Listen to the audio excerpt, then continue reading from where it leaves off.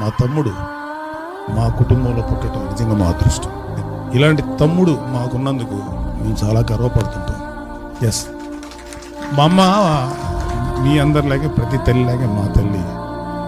పాపం నా కొడుకు బయట ఉన్నాడు, పాపం ఎండలో తిరుగుతున్నాడు, ఎలా తింటున్నాడా లేదా అని బాధపడుతుంటుంది మా అమ్మ. నేను మా అమ్మతో కొంచెం క్లోజ్గా ఉన్నాను. పాపం వాడు ఏంట్రా అంత కష్టపడతాడు ఎందుకురా అని బాధపడతాను ఇప్పుడు కూడా. నేను అన్నా, అమ్మా ఎంతోమంది తల్లులకు రాని అదృష్టం నీకు వచ్చిందమ్మా. నీ కొడుకుని ఆంధ్రప్రదేశ్కి దత్తత ఇచ్చావమ్మా. ఇవాళ అతను ఆంధ్రప్రదేశ్లో ఉండే ప్రతి తల్లికి ప్రతి తండ్రికి బిడ్డలాంటాడు. వాళ్ళ కోసం వెళ్ళిపోయాడమ్మా. చేయనీమ్మా, నువ్వు బాధపడకు, సంతోషపడు.